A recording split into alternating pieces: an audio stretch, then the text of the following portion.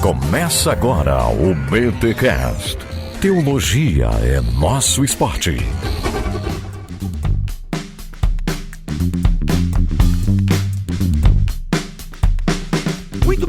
Muito bem. Começa mais um BTcast de número 327. Suave, porque esta é a Semana da Mulher. Eu sou o Rodrigo Bibo e hoje vamos fazer teologia das minas.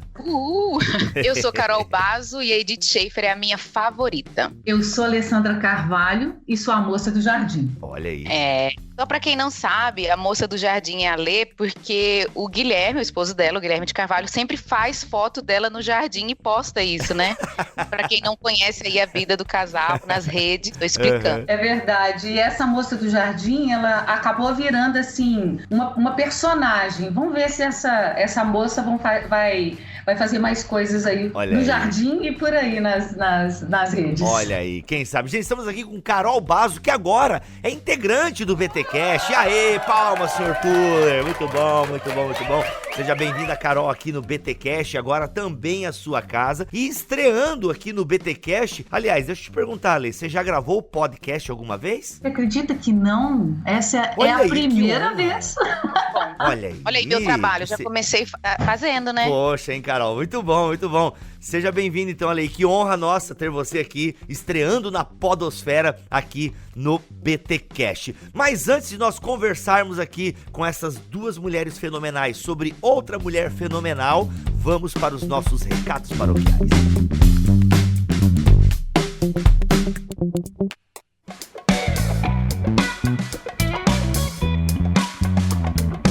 E nos recados paroquiais dessa semana é o seguinte: eu tô sabendo que tem gente que ouve os recados paroquiais, não gosta, tem vontade de pular. Quero dizer pra você, amigo, que é esse momento aqui que pagam as nossas contas, é este momento aqui que faz o Bibotalk toda semana estar aí no seu feed. Então ouve aí, né? Você que às vezes não curte e tal, porque demora demais pra vir o papo. Cara, calma.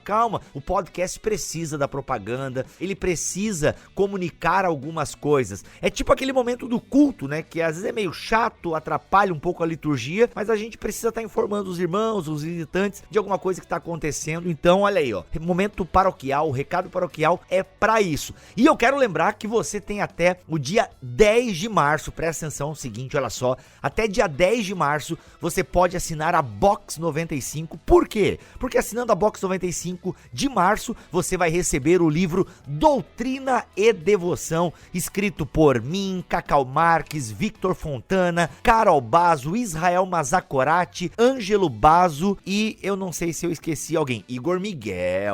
Meu irmão, pega esse time de autores que estarão na Box 95 do mês de março. Olha só, 2 livros virão na Box 95 do mês de março: Doutrina e Devoção, do Bibotalk, e um livro do Invisible College, do meu amigo Pedro Dutti, um livro que tem a bênção teológica de Pedro Dutti, e é um livro que vai falar, e agora, tô autorizado a falar o livro, hein? Vai ser o livro Cristianismo e Cultura Pop, de um dos alunos ali do Pedro, um texto que foi submetido ao Pedro. O Pedro gostou tanto do livro que falou, caramba, mano, vamos ter que publicar isso aqui. E a Box 95, que é parceira dos autores nacionais, aí pegou o livro, deu uma capa legal, deu um trato no texto. Então são 2 livros que virão na Box 95 do mês de março. Cara, R$ 69,90 é o preço da assinatura, ok? Ah, Bíblia, eu preciso ficar o ano inteiro? Não, se você quiser só o mês de março, paga só o boleto do mês de março e tudo bem, você vai receber a caixa do mês de março. Se gostar da experiência, continue com a Box 95. Beleza? Mas eu queria muito que você assinasse a Box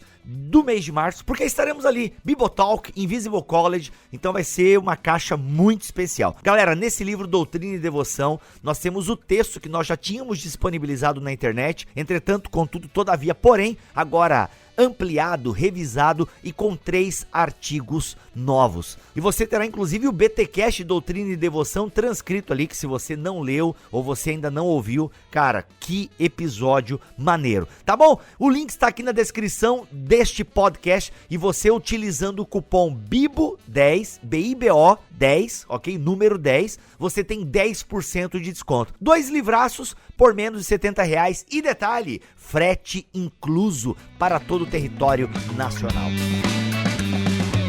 já fazendo um momento Thomas Nelson aqui, a Bíblia da Mulher. Olha só, uma grande obra que a Thomas Nelson Brasil traz aqui para você, mulher brasileira, que está procurando uma Bíblia de estudo. A Bíblia da Mulher de Fé oferece inspiração e recursos especiais para leitoras em busca de uma comunhão diária com Deus e sua palavra. Olha só, além de ter o texto sagrado, que é a NVI, é a versão que a Thomas Nelson trabalha, que é uma tradução já consolidada aqui no Brasil, essa Bíblia contém 366 devocionais com lições e conselhos valiosos. Então, é uma Bíblia voltada para a mulher, independente do seu perfil, jovem, mãe, avó, solteira, casada, dona de casa, empresária. Ela foi criada para mulheres como você. Então tem estudos, notas de rodapé que foram elaboradas inclusive por mulheres como Sheila Walsh, Mary Graham, Luce Swindoll. Então assim, tem indexação dos textos devocionais e escrituras. Além disso, tem indexação temática de textos devocionais e escrituras relacionadas. E olha só, ela tem um projeto gráfico que é em 2 cores, tem uma diagramação especial para tornar a leitura mais agradável. E além de artigos especiais para novas convertidas, tem a biografia das mulheres de fé que colaboraram com a Bíblia. Tá aí, gente, a Bíblia da Mulher de Fé da Thomas Nelson Brasil. Quem sabe aquele presente que você estava procurando aí para o Dia da Mulher.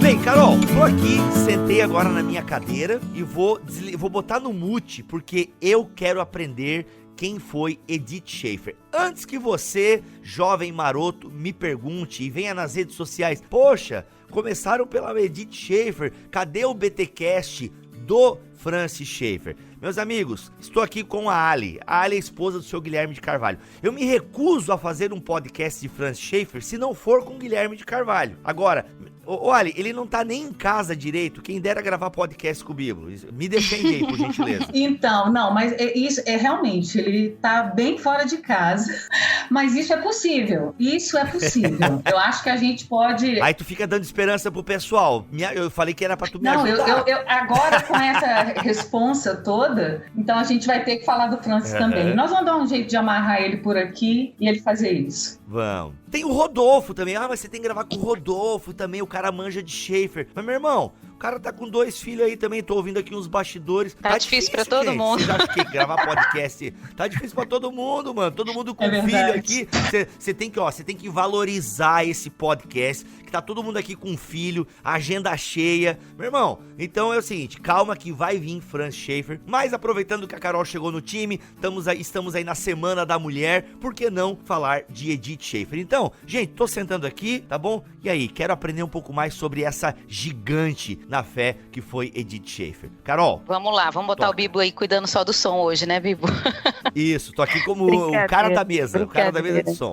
Gente, Edith Schaefer é uma das minhas favoritas da história da igreja. Eu acabei conhecendo ela a primeira vez, eu tava lendo um livro pras crianças, um livrinho pequeno, chama 10 Meninas que Mudaram o Mundo. Foi meu primeiro contato com a Edith há muitos anos atrás. E eu li a história dela bem...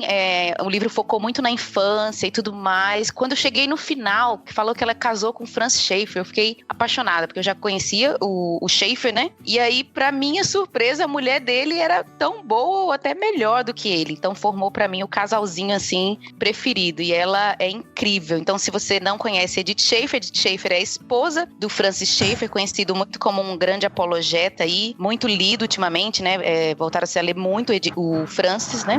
E ela é muito especial. Algo sobre ela que eu gosto muito é que quando a gente fala de história da igreja e mulheres, né? Mulheres no cristianismo, a gente tem muita coisa do passado, mulheres antigas e tudo mais. Só que a Edith é século XX, isso é muito bom, porque tá próximo a nós, os dilemas dela são parecidos com o nosso, a época que ela viveu, a relação com o marido, a questão ministerial, a questão da casa, da família. Então acho que ela tem muito a ensinar pra gente, por isso que eu convidei a Lê. Eu queria que a Lê se apresentasse primeiro. Boa. Então, é difícil se apresentar, falar de...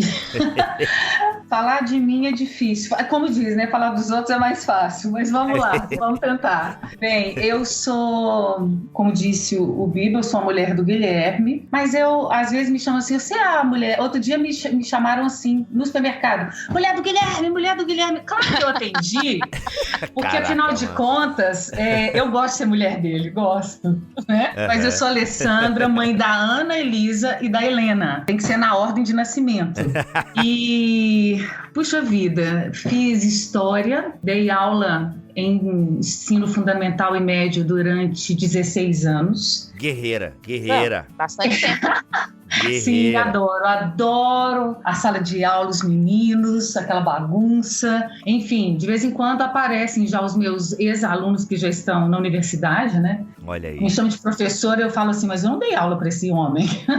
Barbudo, né? Gigante. Isso aí, cara. E me converti aos 15 anos, não nasci num lar cristão, mas se tem algo que me moveu sempre muito, assim, e trazendo para mim a plena alegria, é esse lugar que é estar no corpo de Cristo. Foi o que Jesus foi na minha vida, né? Então, assim, eu sou uma carola. Literalmente amo para ir para a igreja, participar aos domingos dos cultos de celebração. Como é que você conheceu o Guilherme? Como é que você conheceu o Guilherme? Bastidor. Já tá virando fuxico aqui, programa de fuxico. Vamos lá. Mas é legal isso. Cara, eu fui cantar num coral. Olha aí. E o Guilherme, por incrível, mais uma coisa, né? Teve um amigo nosso que falou assim, não, o Guilherme não pode fazer isso. O Guilherme toca piano. Eu já vi esses caras inteligentes tocam tudo piano. Jonas Madureira também toca. Eu vou aprender piano também, pra ver se pelo menos o piano eu fico parecido. Então, vai lá. E aí o Guilherme tocava piano e eu fui cantar nesse coral. E aí eu fiquei durante um ano ali, eu nem vi o Guilherme, porque literalmente, lembra do Snoopy, aquele menino que tocava e abaixava a cabeça? Ele era literalmente assim, ele era extremamente tímido, ele não conversava, todo quietinho. E a gente ficou amigo porque eu era tão desafinada que o regente do coral falava, Alessandra, você tem que ficar depois para poder passar o soprano, que era o meu naipe, tem que passar a música de novo. E ele ficava lá, coitado. E a gente ficou amigo, então a gente ficou amigo mais de um ano, tipo 1 ano e meio mesmo. Quando eu falo amigo, gente, eu sou da velha guarda. Então assim, e ali a gente foi, de repente eu me pego apaixonada pelo menino, né? E gente, menino, porque nessa época Guilherme tinha, adivinha quanto? Quanto? 14. Meu Deus! E você? 17. Gente! E aqui?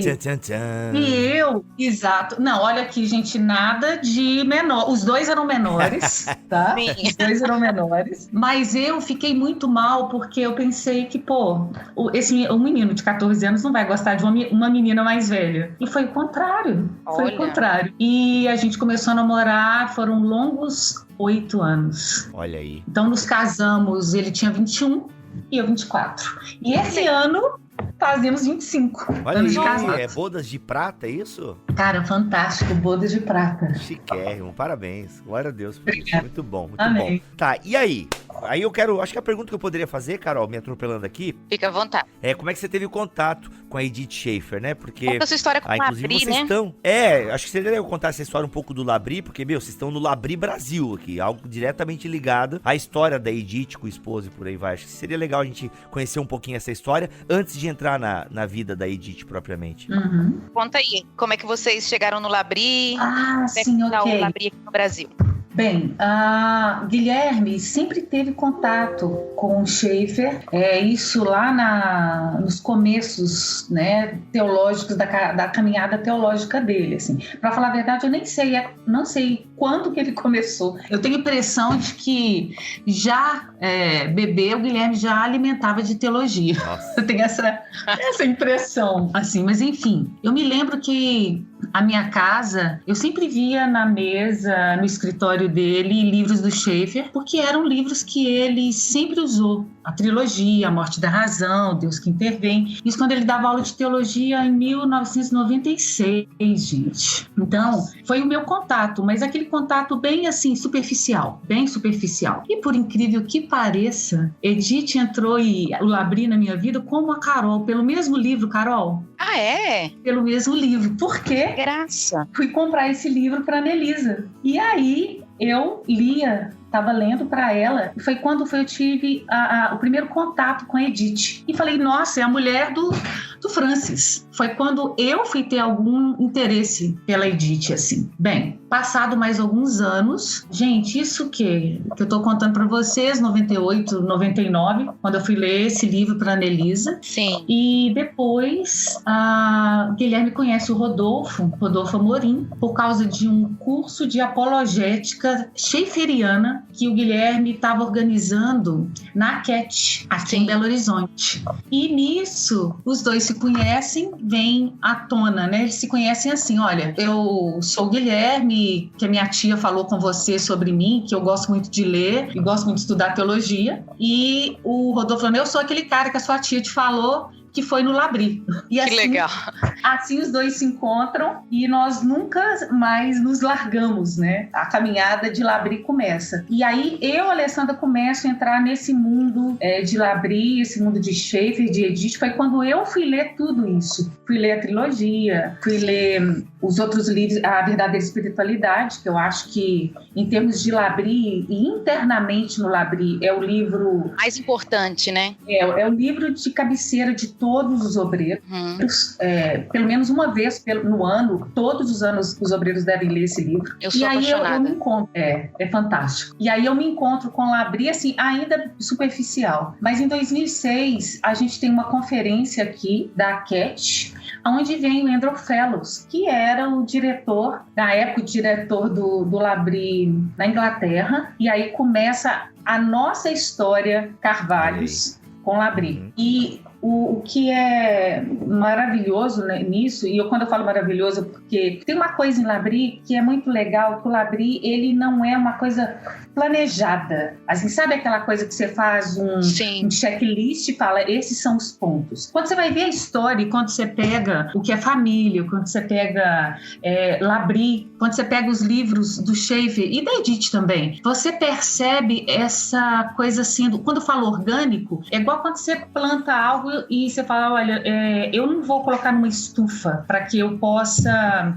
dirigir isso. Vai ser como sair. É orgânico nesse sentido. Sim. E o envolvimento meio do Guilherme, às vezes, eu acho que o pessoal pode pensar, né? Como já foi perguntado, eu acho que isso é normal. Como que foi que vocês queriam isso? Vocês combinaram isso? Isso foi sonhado? Por nós, não. Eu acho que isso foi planejado, sonhado e organizado por Deus mesmo. Porque a ida nossa pro Labri foi por causa de um momento que eu, Alessandra, estava vivendo em relação à minha fé, à minha vida.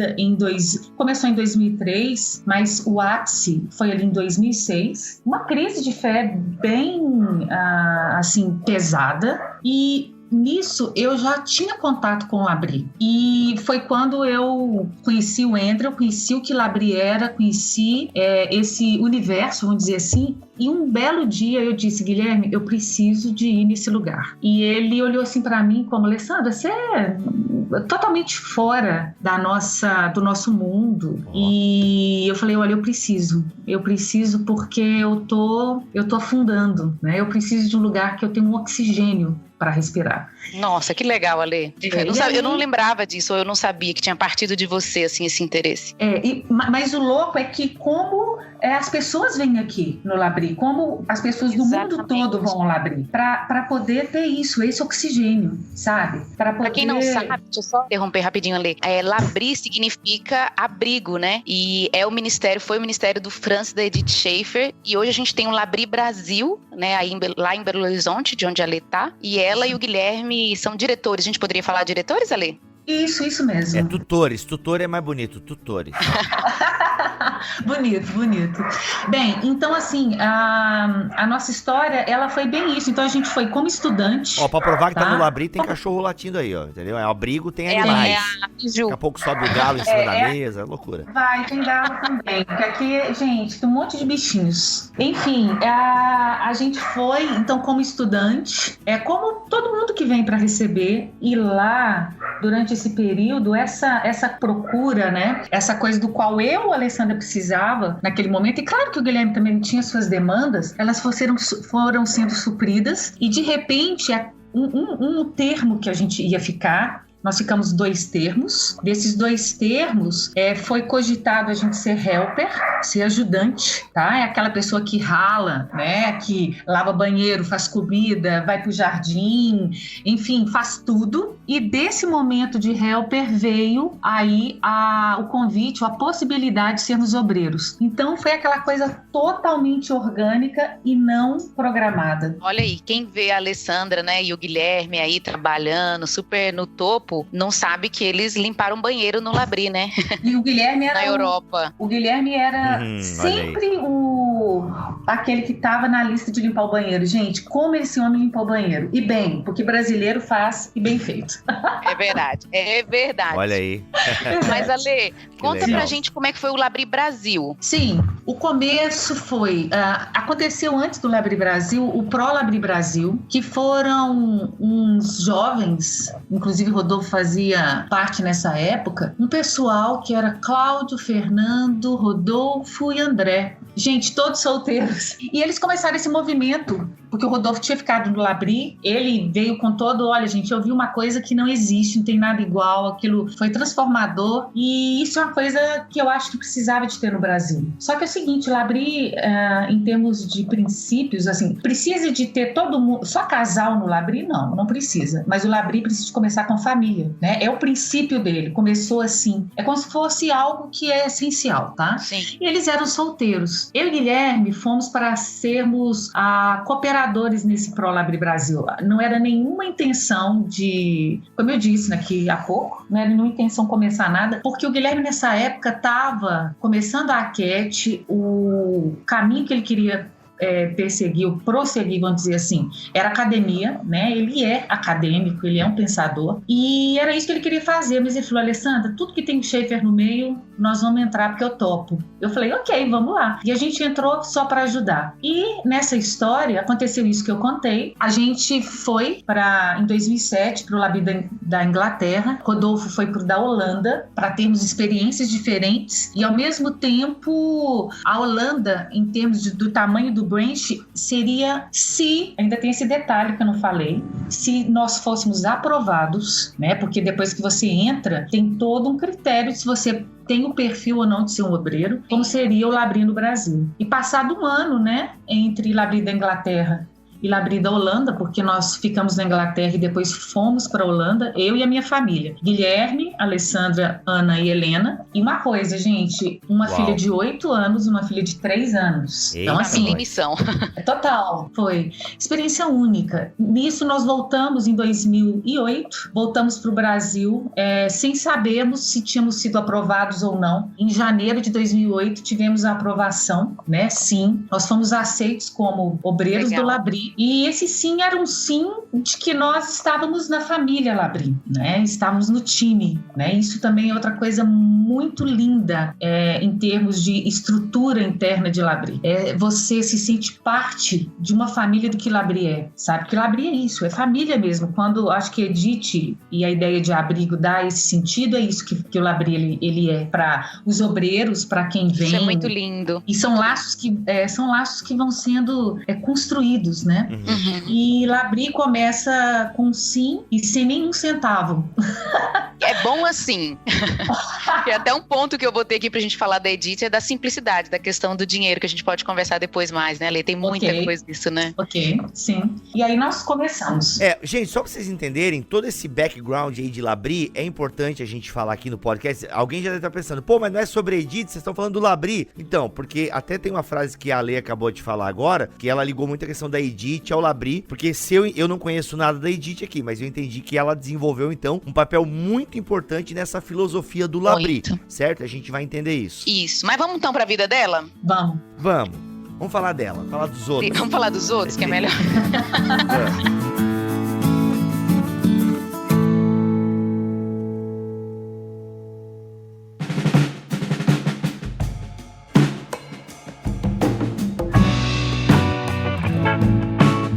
Coisa que eu acho super legal sobre a história da Edith, já no comecinho, é que ela é filha de missionários, né, Lê? E ela nasceu na China, os pais, uma família que tava no campo, né? E aí ela vem para os Estados Unidos, cresce nos Estados Unidos, e o livrinho que tanto eu quanto a Lê a gente leu, que é 10 Meninas que Mudaram o Mundo, no livro foca muito o romance dela e do Francis Schaeffer, que eu acho assim um romance super apologético, né? Porque eles estavam numa igreja, é uma época super liberal nos Estados Unidos, e se eu não me engano, o nome da pregação que o cara no culto de jovens estava pregando é por que a Bíblia não é a palavra de Deus. Eu acho que era isso, mais ou menos. E como eu sei que Jesus não é o Filho de Deus. Nossa, olha que pregação evangelística. Ô, louco, que isso? Tô vendo aqui, ó, e nem tinha Instagram na época, hein? Nem tinha Instagram na época e o pessoal já falava essas asneiras aí. E a Edith tava lá e ela fica irada com aquela pregação, né? E aí ela decide se levantar pra começar a refutar o cara. Quando ela vai abrir a boca, um outro jovem se levanta e começa a debater, a falar contra o que o pregador tá falando. E aquele jovem é ninguém menos que Francis Schaeffer. E aí começa um lindo romance. Ah, sério mesmo que é assim? Sério. Caraca, eles se conheceram dessa forma e começaram a namorar, e 3 anos depois desse episódio eles casam. Caraca, que loucura. E casam sem dinheiro, né? Isso eu acho fantástico. Sempre. Eu já vi que o Labri realmente tá longe da teologia da prosperidade, né? É tudo na pindaíba, sem dinheiro. Galera se conhece no culto mesmo, criticando o pregador. É isso aí, é tudo... Galera, é hardcore, é casal raiz aqui, viu? Casal raiz, galera anda paralela, marginalizados da teologia. Olha aí, da teologia mainstream. Cara, que bacana, mano. Cara, e tem uma coisa da Edith que é maravilhosa dentro dessa história, né? A Edith, pro Schaeffer fazer o seminário, ela costurava, ela era uma costureira de mão cheia, tá? E ela fazia ternos masculinos, vestidos de casamento, de festa, pra bancar o marido dela pra ele fazer o seminário. Eita, olha aí. Vou pontuar só umas coisas aqui, porque hoje eu tô aqui mais pra pontuar. Eu gosto muito da Edith, porque assim, ela não teve que escolher entre uma coisa ou outra, tipo, eu vou estudar teologia, vou ser uma boa mulher na teologia, ou eu vou costurar. Ela fazia as duas coisas, sem medo, sabe? Eu vejo uma vida muito livre. A Edith escreveu vários livros, né? Pouco menos que o Schaeffer. Era uma jovem que ia refutar um pregador liberal. Sim. Então, olha o nível da mulher, né? Sim. Mas, ao mesmo tempo, não teve medo nenhum de... Acho que ela até parou de fazer faculdade uma época, né? Pra ele poder estudar, investir na vida do marido. Então, essa dinâmica dela, eu acho muito bacana. Nossa, as feministas pirando agora, que a Edith... Meu Deus, tinha tudo pra cima de nós. Sem dúvida, sem dúvida. Caraca, não, mas ela é bacana mesmo. Agora, outra coisa legal do casamento deles, né? Tem um livro, chama Celebração do Matrimônio, ele tem em português, né? Que é da Edith. Ela conta um pouquinho do início do casamento dela, da lua de mel, que foi numa cabana super simples. Sim. E como que a vida começou com simplicidade, né? E às vezes a gente tem medo disso, né? De não ter dinheiro, de casar sem dinheiro. Mas é aí que a família se constrói, né? Se fortalecendo e tal. Carol, nesse livro aí, tem uma parte dele que é como se quando eu estivesse lendo, sabe quando tudo se torna em luzes assim brilhantes? Tem um momento que ela relata, né, que ela com todo esse romantismo que a gente carrega e que não tem nada de errado, de ruim nisso, mas ela chega, né, com a camisola dela de seda pra noite dela de núpcias. E quando o Schaeffer entra, assim, primeiro que eles entraram nessa cabana, aquela coisa bem americana, né, que eles entram na cabana, a cabana tava literalmente assim, toda suja, aquela coisa assim, nada romântica, vamos dizer assim. Sim. E ela olha assim para aquela realidade. Eu acho que ali foi bem, para mim, como a Alessandra, como eu estava lendo, foi bem pontual que ela viu que a vida dela não seria aquela camisola de seda, né? Isso. E os dois vão dar uma faxina para dormir. Ah, meu Deus. E eles vão dar uma faxina para poder entrar na noite núpcias naquela cabana. E ali ela vê o seguinte: olha, possivelmente vão ter momentos legais, como ela é uma pessoa extremamente feliz, Alex. Você vê isso em tudo que você lê da Edith e um pouquinho que eu vou falar das histórias que não estão escritas, né? Mas ela encarou isso aí que você falou, sabe? É quando você olha assim e fala, olha... E eu acho que também ela viu o que ela ia enfrentar do lado daquele homem. Sim. Né? E foram pessoas que fizeram diferença na sua geração e fazem até hoje, né? Esse livro tá aí, gente, leiam. Esse livro é fantástico. Eu li ele, eu acho que eu tinha uns 3, 4 anos de casada e... Refresca o nome do livro, Carol? Celebração do Matrimônio. Até republicaram ele com a nova capa agora. Eu li na capa antiga. E eu já tinha lido o Schaeffer. E a teologia do Schaeffer, a apologética, é muito aquela questão da razão, né? A fé e a razão, tal. E eu tava bem mergulhada no Schaeffer, mas quando eu li Edith, pra mim foi um bálsamo, porque parece que ela pegou o negócio da racionalidade e da fé e jogou pro casamento. Eu lembro de uma frase que ela dizia assim: você precisa procurar razões pra amar. O amor precisa ter razão pra amar. Porque tem época no casamento que aquela paixão vai dar uma baixa, né? E vai vir as crises, a parte ruim do marido, da esposa. E eu lembro assim, gente, eu preciso lembrar das razões pelo qual eu casei com meu marido, né? E regar essas razões. O amor também é racional. Eu lembro que esse livro, assim, marcou o início do meu casamento, os primeiros anos, né? Porque eu casei e o Ângelo ganhava R$300. A gente sofreu bastante no começo. Profeta. Tamo junto, Carol. Tamo junto. E foi bom, viu? Foi bom, porque a gente aprende a valorizar, bacana, né? Bacana. E aí, o que mais da Edith, então? Que curso que ela fez? Ela fez teologia, saiu na metade? Não. Acho que era economia doméstica que ela estava fazendo. Ale? Era algo, assim. Sim, era algo parecido com isso. Bem da época, né? Se você pensar em Estados Unidos, aí, década de que ela devia ter o quê? Uns 20 e poucos anos, né? Ela nasceu em 1914. Eu não me lembro com detalhes. Eles casaram em 1932, eu tô olhando aqui, 32 eles se casaram. Isso. E aí se tornaram... ele entrou para o Ministério Pastoral, né? Trabalhou com crianças, eu acho super legal isso. Eu tenho percebido que grandes pregadores e homens da história da igreja trabalhavam no Ministério Infantil. Olha aí. O Bonhoeffer é um exemplo, trabalhou com o Ministério Infantil. Schaeffer e a Edith também trabalharam, né? Qual é a igreja deles, galera? Batista, presbiteriano? Presbiterianos. Presbiterianos? Isso. Não é isso? Eles foram enviados para a igreja presbiteriana. Isso, eram missionários, né, da igreja presbiteriana. E aí o Francis, acho que a gente precisa contar esse episódio, né, apesar que é muito vida dele, mas a Edith sempre tá ali do lado, que é a crise que ele tem, né, Ale? Acho que você podia contar um pouco mais. Isso, o livro Verdadeira Espiritualidade, ele nasce exatamente dessa crise que Schaeffer teve, e era aquele momento tipo assim, puxa vida, eu estou aqui, eu estou vivendo um cristianismo, eu vou à igreja, eu participo, mas quero ver isso, né, o resultado disso na minha vida. E ele tem uma crise de fé total. No próprio livro tem um momento que ele narra que Edith foi para a oração, e ela era uma mulher muito, muito, muito forte nessa questão da oração. Inclusive até hoje no Labri tem uma tradição, né, das cartas de oração, todos os Labris fazem, inclusive nós, e Edith vai para a oração, porque ela sabia que aquele homem fora, né, dos caminhos de Deus ia dar muito trabalho.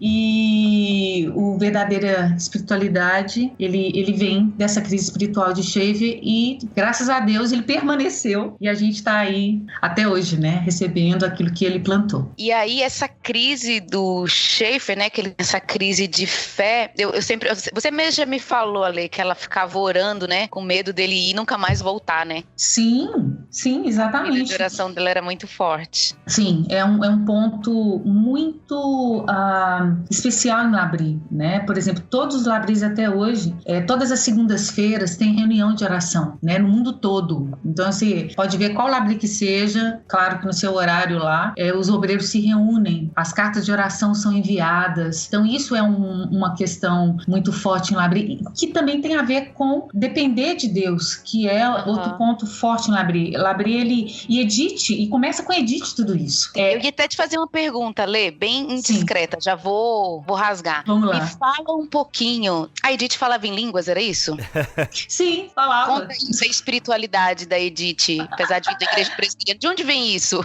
Eu sempre fico curiosa, não sei se você sabe, de onde vem? Então, olha, eu li isso também em algum... Sabe essas coisas que a gente vai lendo por aí afora, né? Eu não sei exatamente de onde que eu li isso, mas sim, Edith, ela era carismática. Talvez eu acredito, e um dia eu estava conversando com um dos obreiros, eu não me lembro se era o Dick Kais ou o Jock McGregor, que são esses caras, eles são os que a gente chama dos da primeira geração. Eles foram obreiros junto com os Schaeffers, né? Uhum. Então, aquela história que eu falei que você ouve nas reuniões que você tem anual, que aí você descobre por que tem o Haiti, que é uma coisa super tradicional em Labri até hoje, por que essas coisas existiam. Mas enfim, a Edith, possivelmente pela a história dela de ser filha de missionários no interior da China, eles tinham esse lado carismático mesmo dos dons. Então ela possivelmente tenha vindo desse berço, dessa vida dela. Ela nasceu, né, gente, no interior da China. Eu não sei qual era a missão que enviou os pais dela, eu não me lembro de ler sobre isso, mas enfim, eu acredito que esse lado da Edith vem daí. E todas as outras coisas que você vê dentro da espiritualidade da Edith, a questão da oração muito forte. Uma das reuniões, eu não sei também, tem hora que mistura na minha cabeça o que eu ouvi da história oral, né, ali nas reuniões anuais com os obreiros, e o que eu li. Mas eu me lembro de um momento que foi falado que em um dos momentos, Labri várias vezes passou por situações assim: o dinheiro é só para hoje, não tem dinheiro para comprar nada para comer amanhã, não temos dinheiro para pagar o aquecimento da casa, então amanhã vai desligar o aquecimento da casa. Nossa. E uma situação que eles estavam na reunião de oração e não tinha mais nada. Na Suíça, várias vezes eles mudaram de casa até chegar em Ruemo, que é onde o Labri está até hoje. Eles mudaram 5 vezes, de casas diferentes e cidadezinhas diferentes. Sim. E numa dessas aí, que eles estavam para ser despejados, que o Schaeffer, eles estavam assim na reunião de oração e chegaram à conclusão de que acabou, o Labri ia acabar ali, ok, finalizou. E aí a Edith bate assim, a Edith era brava.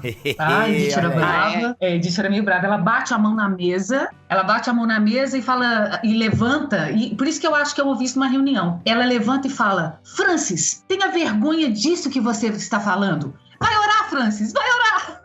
Caraca, e aí ela fala: não, nós estamos aqui e Deus vai suprir, eu creio. E nisso acontece aqueles milagres, igual o George Miller, que o leiteiro bate na porta, que aparece. Então, assim, e a história de como eles compraram a própria casa em Ruemo é uma história linda, que eles iam ser despejados, não somente da casa, mas eles tinham que ir embora da Suíça e um envelope enviado para eles comprarem a casa. Muito legal, muito lindo. Então, assim, o que isso demonstra? Essa questão da fé, e muito disso é da Edith mesmo, sabe? Não, provavelmente porque ela é filha de missionários, né? Filha de missionário aprende muita coisa a viver pela fé, né? Sem dúvida. Então, é muito legal, você disse isso aí em algum momento da nossa conversa, que, sabe, como um casamento, né? Os dois chegam com as suas bagagens, a Edith e Francis, eles chegam com suas bagagens para um caminho do qual eles começaram, e que durante todo o tempo eles têm que colocar para fora aquilo que eles trouxeram, sabe? E isso é muito lindo na caminhada deles, aí como casal, individualmente e como ministério. Sim, isso o Labri, apesar de ser um lugar que para nós, para muita gente é referência de apologética, de diálogo com a cultura, pouca gente sabe que é um lugar regado de espiritualidade, né? Regado de fé, de experiências de milagre, relacionamento. Isso é muito bacana, né? Em pleno século XX. Exato.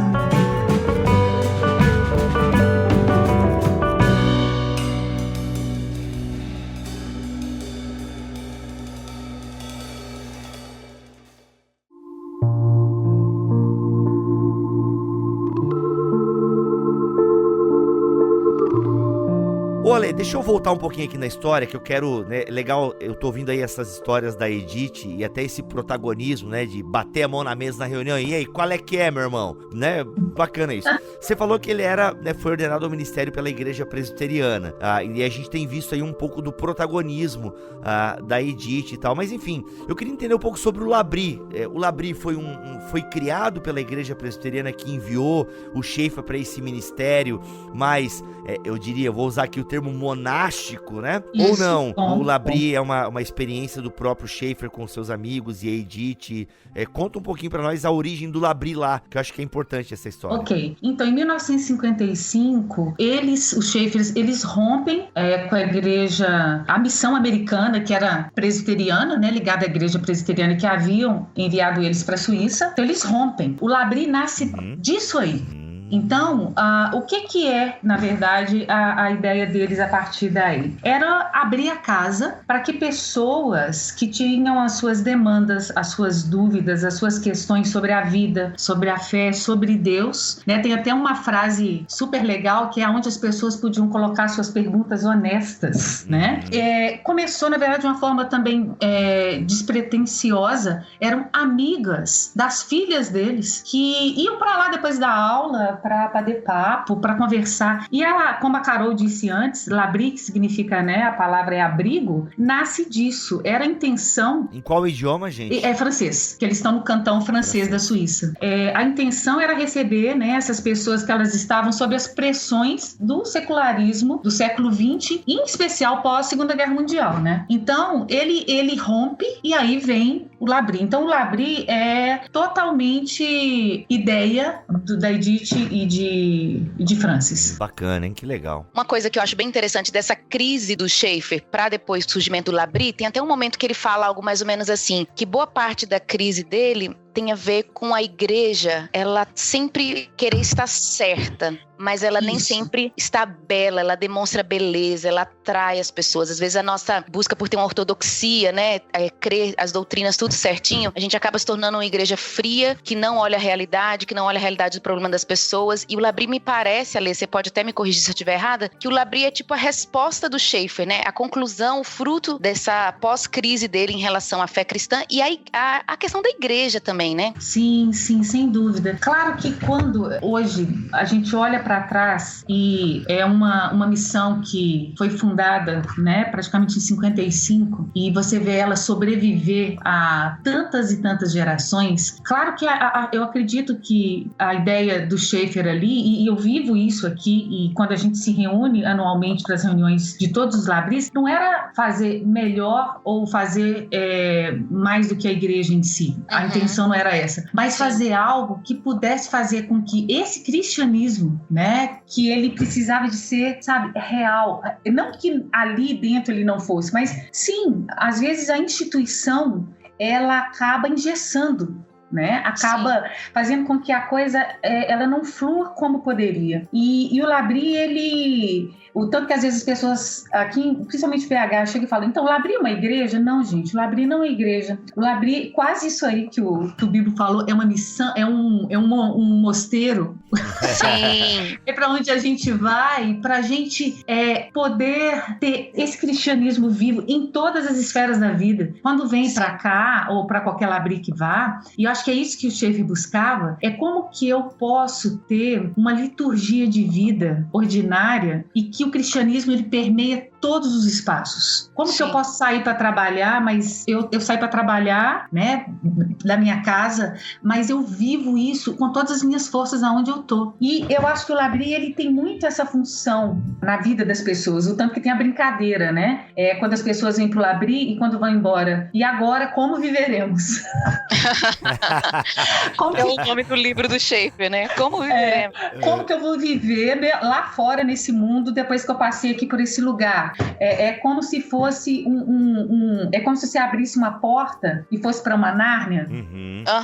O mundo lá é diferente, mas eu tenho que voltar para a realidade, né? Então, parte disso que aconteceu com ele e o que o Labrie ele é fantástico, porque você vê realmente essa coisa da vida cotidiana cristã, que eu acho que Bonhoeffer também faz isso o tempo todo. Quando ele vai viver ali com aqueles alunos dele, é possível.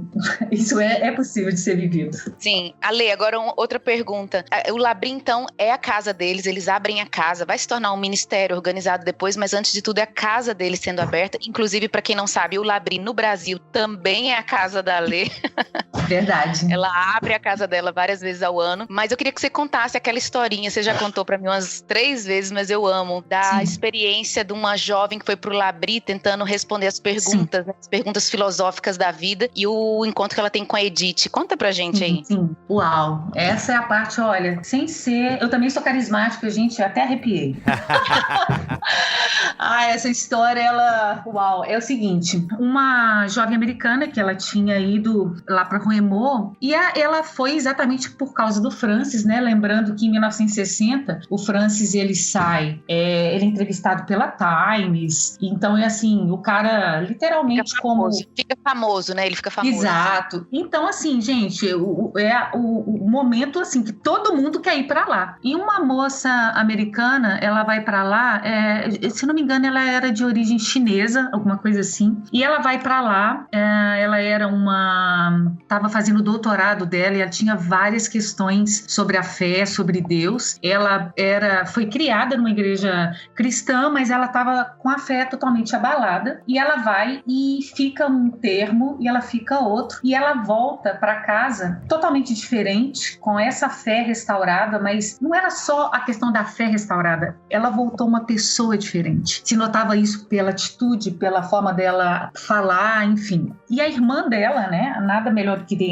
ter irmãos para isso, vira para ela e faz a seguinte pergunta: então, como foi o seu tempo no Labri? Ela, olha, meu tempo foi um tempo muito bom, eu vivi situações e na comunidade cristã coisas que eu nunca tinha vivido. E a irmã fala, então, o Francis, ele conseguiu responder a todas as suas questões? E ela disse sim, ele respondeu todas as minhas questões. E a irmã volta a pergunta, então foi isso que te fez pensar diferente, voltar diferente? Ela falou assim, não, ouvir o Dr. Schaefer responder todas as minhas questões foi muito bom, mas o que me transformou e me fez uma pessoa diferente foi sentir que a Edith me amava. Então, dentro desse lugar, né, que estava ali a questão filosófica, porque, gente, o Schaefer era um filósofo de primeira linha, não há como negar isso, né? Então era um cara à frente do seu tempo mesmo, e ele tinha respostas, mas a conduta ali dentro de como Edith fazia as coisas, e isso vem muito para o que o Labri é, aquela flor colocada naquela mesa, aquele abajur meia luz do lado de alguns livros num canto, a comida simples, né? Uma coisa importante em Labri, até uma brincadeira interna, sabe? Quando a gente vai fazer o prato e que você está servindo os alunos, o prato não pode ficar sujo do lado. Sabe quando a gente vai servir e o prato fica assim sujinho?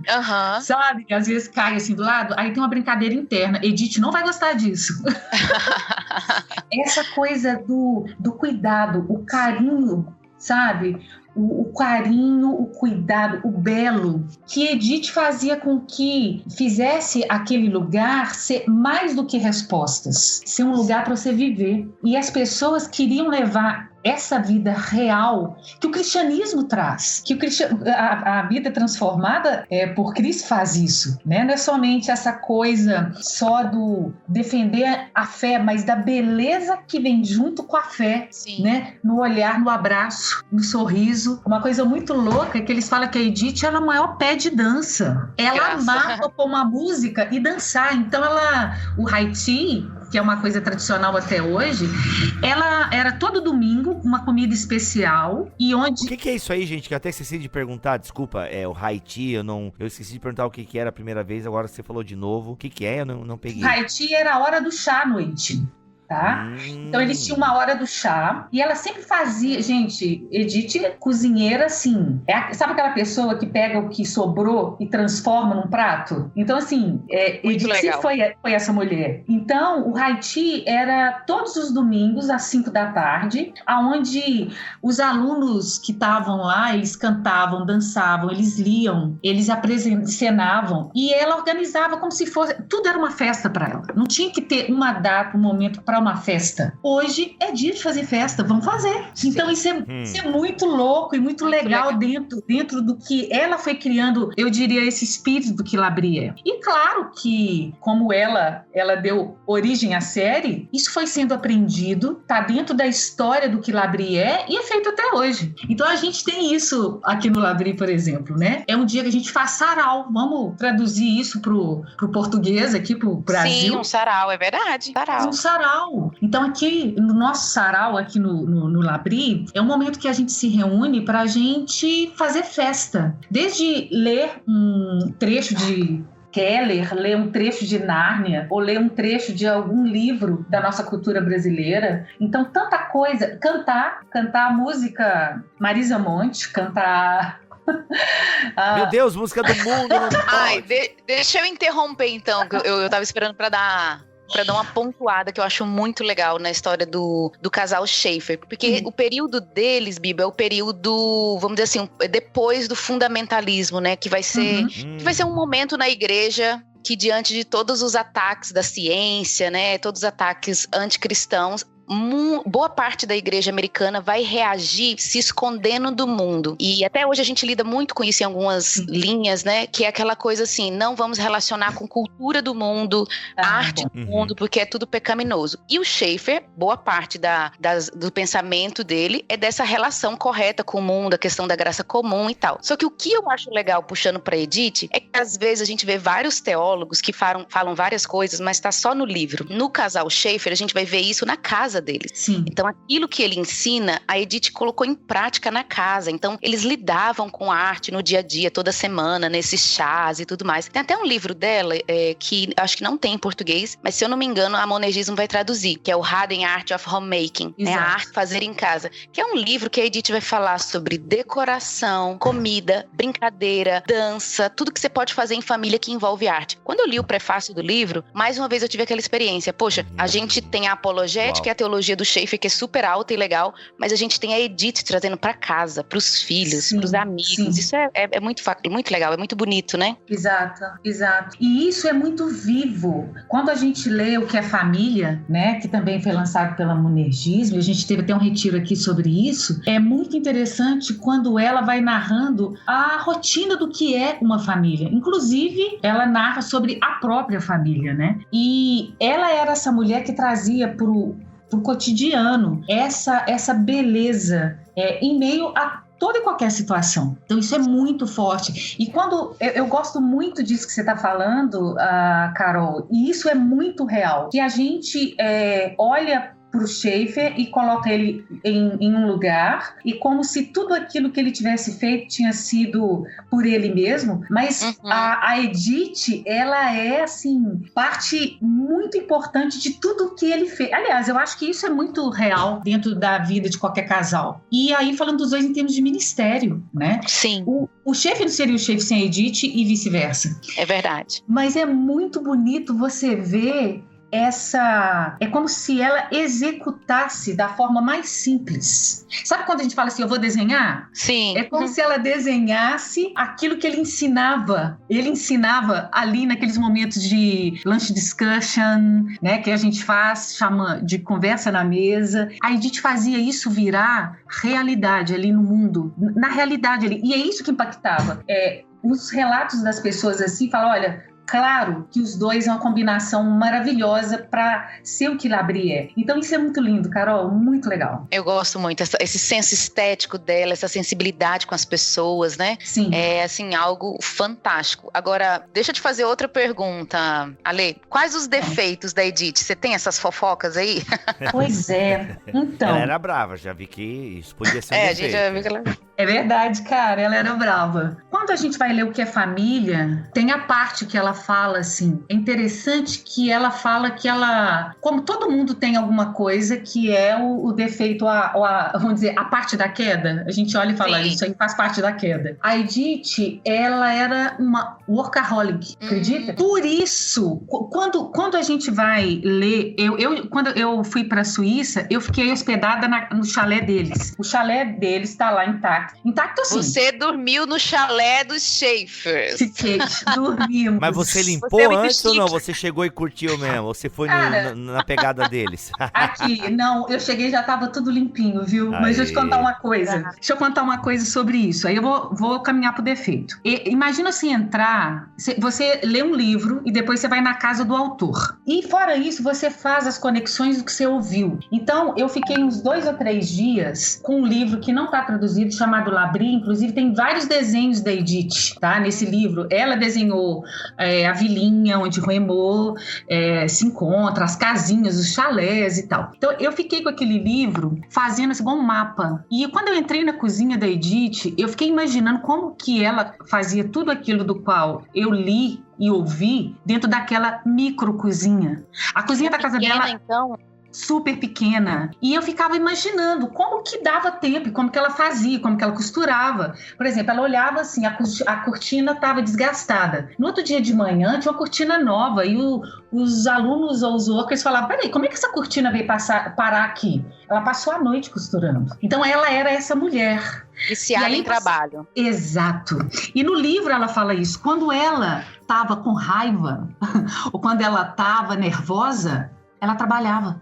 Nossa, uma máquina. Ela não comia, ela trabalhava. Cara, praticamente. Então, assim, se há algo... Eles tiveram filhos, Ale? Desculpa perguntar. Eles tiveram filhos? 3 filhos. Deixa eu me lembrar os nomes. Susan. Priscila, né? A Prisca, né? Que eles falam. A Prisca, a Débora e o Frank. 3 meninas e um menino. Deu 4, então. 3 meninas e um menino. Caraca. E agora imagina isso. E tem um detalhe na história. O Frank, ele teve poliomielite. Então, ele foi uma criança que ele deu muito trabalho na infância. Por quê? Porque não mexia, não andava. Nossa. Exato. Depois, ele é curado. Praticamente, a gente pode dizer isso. Claro que ele teve algumas sequelas, mas ele andou. Ele anda, né? Porque ele é vivo. Então, assim, não era tipo assim, eu tinha ajudantes. Não, era ela mesmo. 4 filhos, casa cheia, cozinha.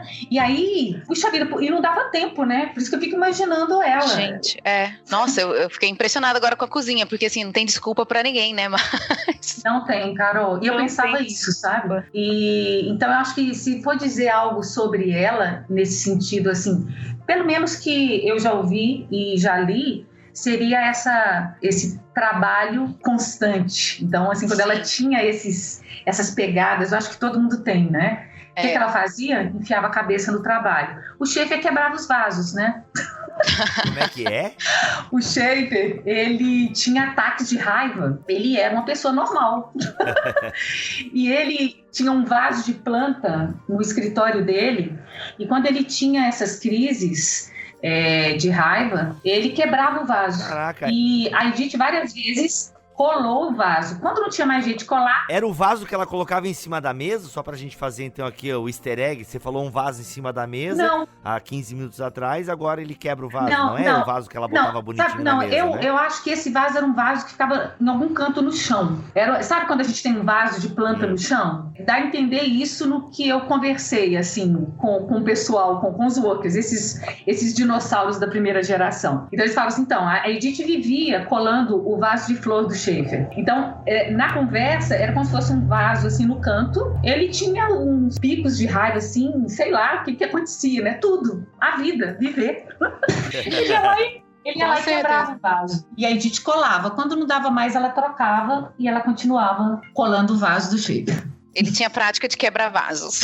Ele tinha prática de quebrar. Aí um defeito do Schaefer, pronto. Eu quero saber outro, eu quero conferir. É verdade que ele tinha dislexia? Sim, ele era disléxico, realmente. E na leitura, eu não li essa biografia do Schaefer, porque ele não tem em português. A minha leitura em inglês é muito lenta. Mas me parece que ele tinha um transtorno de humor. Um transtorno de humor. Por isso ele tinha esses picos de raiva e coisas assim. Atenção! Sabe? O BTcast divulga. Schaefer era bipolar, olha aí.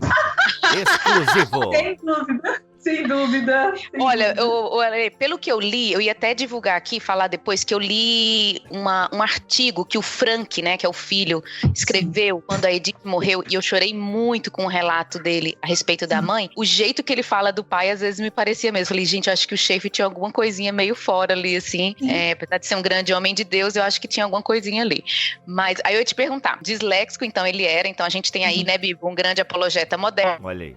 Que era disléxico, não sobra pra ninguém. Então, nossa preguiça de estudar. A Edith, com a cozinha pequena, fazia comida pra todo mundo. Mas outra coisa que eu ia te perguntar sobre ele é que as fotos que eu vejo dele mostram ele estudando na cama. Porque eu fico assim, meu Deus, eu quero uma mesa boa pra estudar, eu quero um computador, mas eu sempre vejo o Schaeffer lendo na cama. Você tem alguma informação disso? Não tenho, Carol. Não tenho. Sabe que eu acho que as fotos que eu já vi, pode ser no período que ele estava doente. Não será? Talvez grande parte dessas fotos sejam. Porque grande parte de fotos que eu já vi, e fotos que eu já vi no próprio Labri dele, então, ou ele tá na Pharoah House, que é a capela que tem lá na Suíça, e dando palestras e estudos, ou sempre na sala, tomando café, gente ao redor dele, ou assim, ele em alguma era mesa. Muito de conversa, né? Ele gostava muito de conversar, não era só da aula, era conversa, né? Olha, tem um álbum de fotografias que eu quero muito trazer esse álbum aqui pro Brasil, que foi um fotógrafo que passou um grande período lá com ele. São fotos únicas. Aliás, esse livro tem na Inglaterra e na Suíça. E foi feito assim, o fotógrafo fez e deu para eles de presente. Cara, são fotos únicas deles e grande parte sempre tem gente. Isso é uma coisa legal. Sempre tem gente. Foto dos dois e gente ao redor. Gente. Muito legal. Eles são de pessoas, né? A Edith era muito assim, ele também, né? E é uma característica do Labri, né? Assim, como você disse, a casa dele era aberta. A nossa casa é aberta. Se a gente não gostar de gente, não dá pra ser Labri. Sim, é verdade.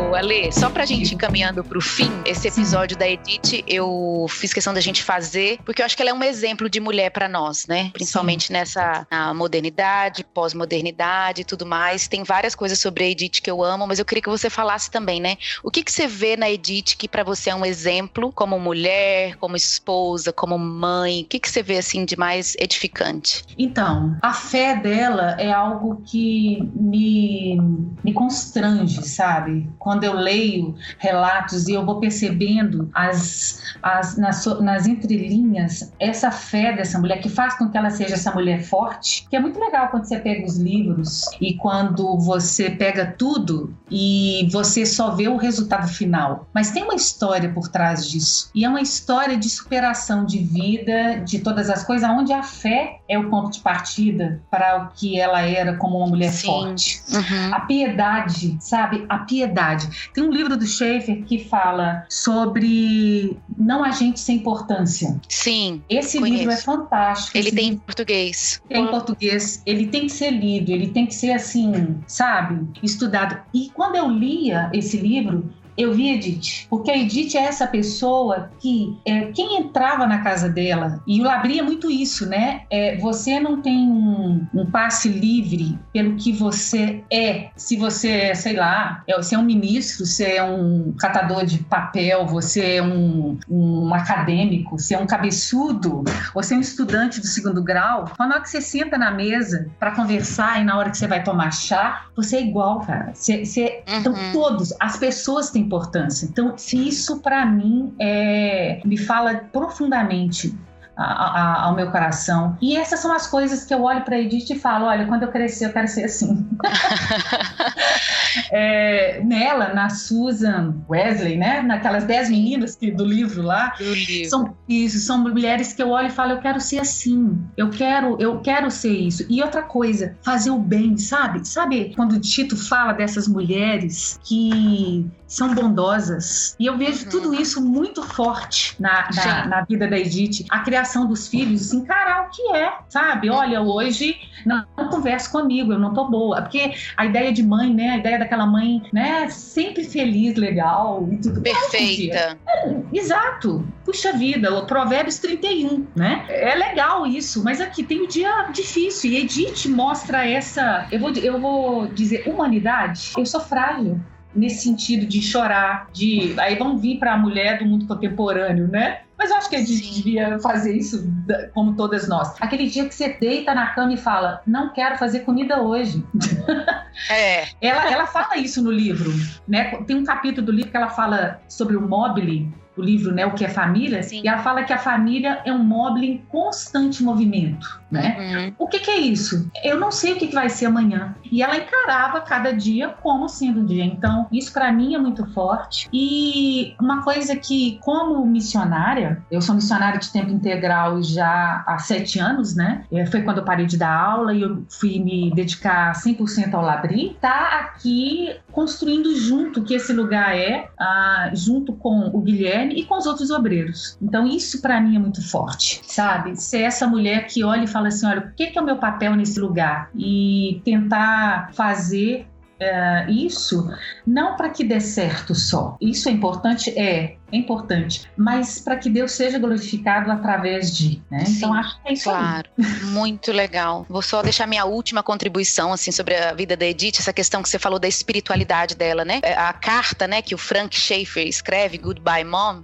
no adeus dele, ele fala, porque a gente nem entrou nesse assunto, né? Mas o Frank vai dar trabalho na vida adulta também, né? Ele é meio fora da curva, sim, né? Total. Bem fora da curva, ele tem umas crises de fé, uma coisa bem louca. E Carol, uma coisa aqui também da história oral. Os livros que o Frank escreveram, principalmente os 2 últimos, Edith nem ficou sabendo disso, tá? Porque senão ela ia ficar mal. Possivelmente. Então, os livros foram... numa época que ela... Peraí. A fofoca aqui no Bibotalk, ela tem que ser completa. Qual é dessa eu ia até explicar, só pra quem tá ouvindo. Tem o Francis Schaeffer, que é o pai, e tem o Frank, que é o filho, né? O único filho. Isso. O Frank, se você for pesquisar sobre ele é bem fora da curva na fé. Ele vai contradizer o que o pai disse, várias coisas. Ele é meio fora da caixa. Então, ele escreveu uns 2 livros, que a Alê tá falando, né? Que possivelmente, que a Edith nem soube, porque senão ela ia ficar muito mal. Não contaram pra ela. Já tava velhinha, né? Ale.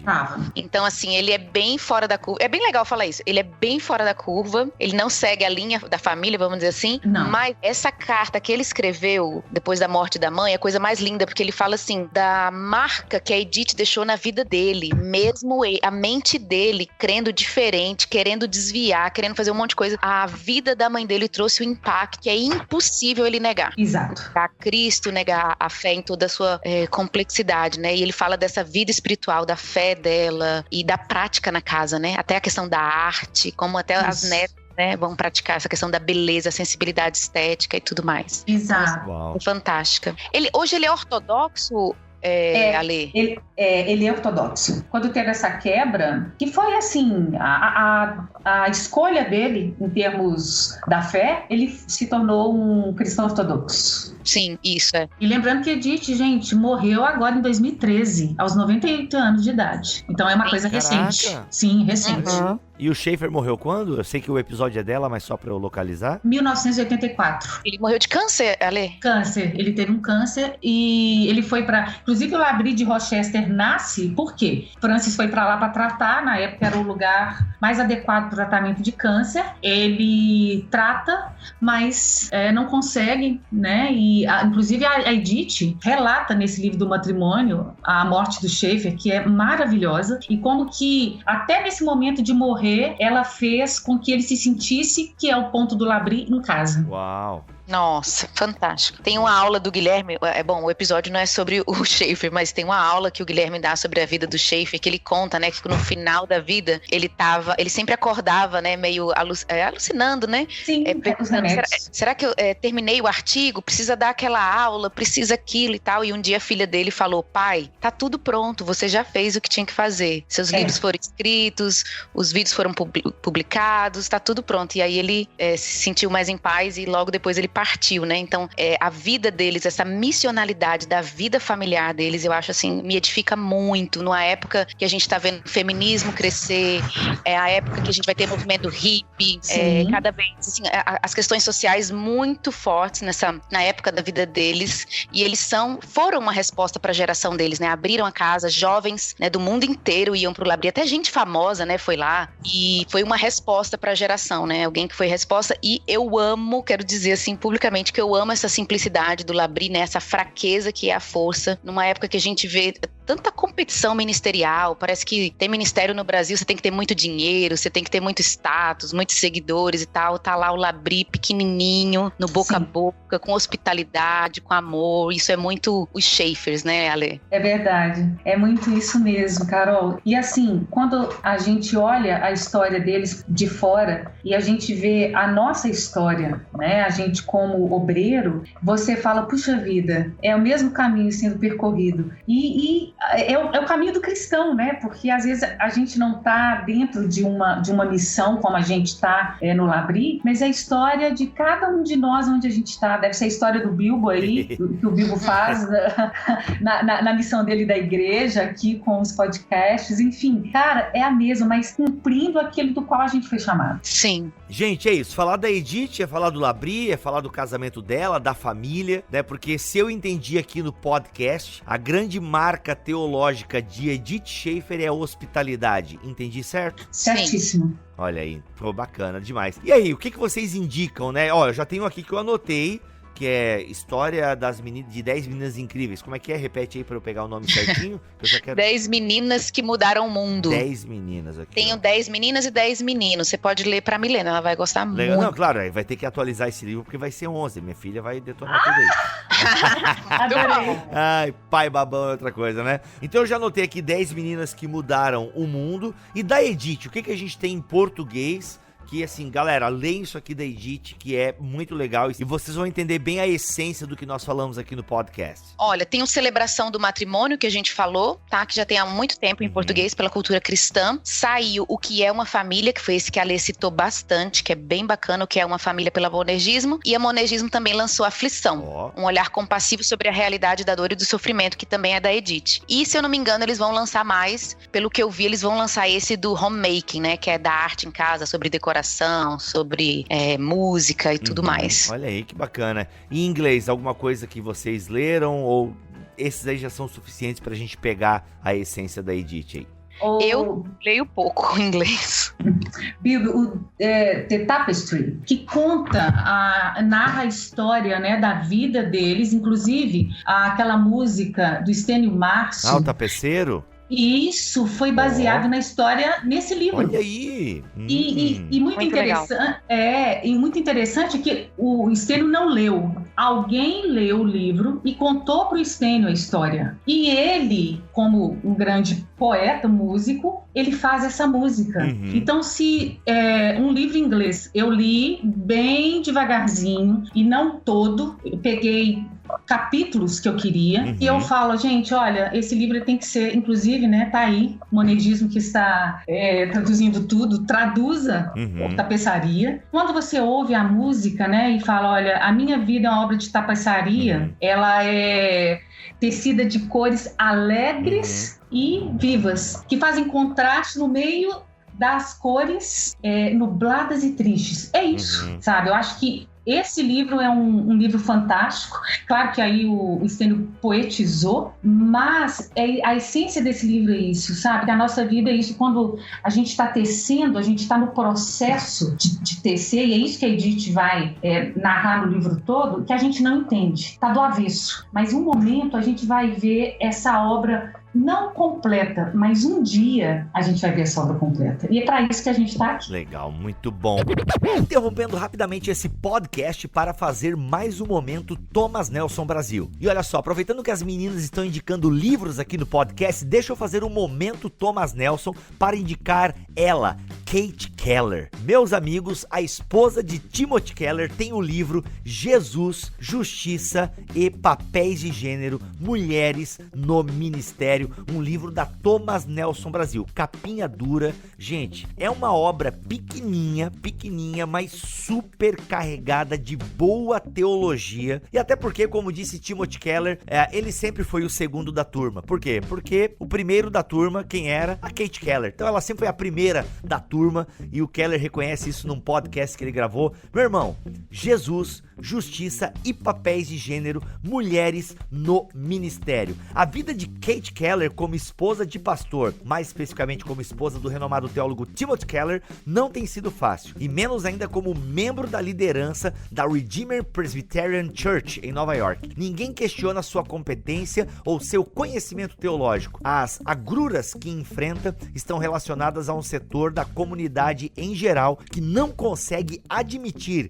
que mulheres assumam posição preponderante na liderança, papel que, como esse grupo defende, compete apenas aos homens. Seria esse um raciocínio justo ou anacrônico? Você pode descobrir lendo este livrinho, mas que na verdade é um livraço da Kate Keller, Jesus, Justiça e Papéis de Gênero, Mulheres no Ministério, da Thomas Nelson Brasil.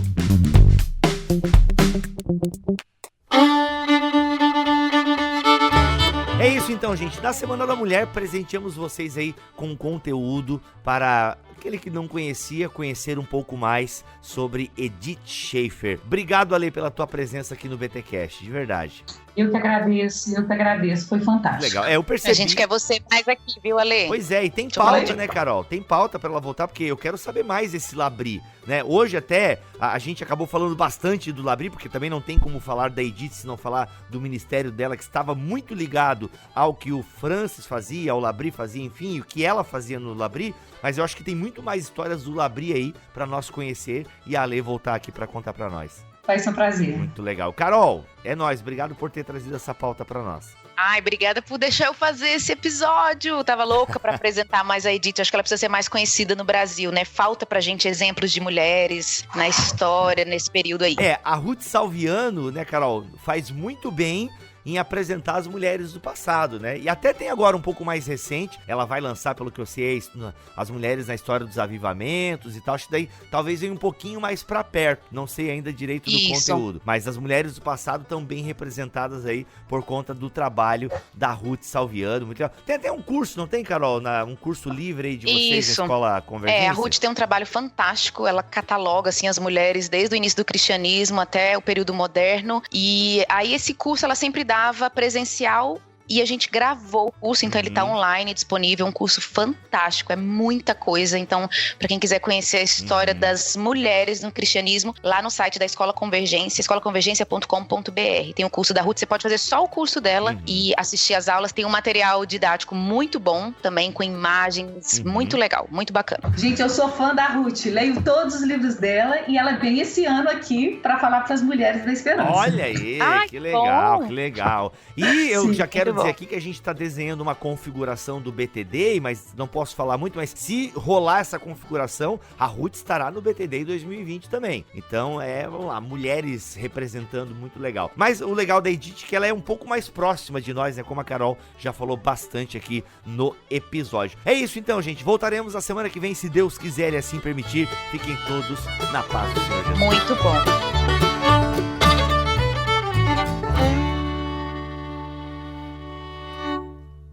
Este podcast foi editado por Tuller Bibotalk Produções.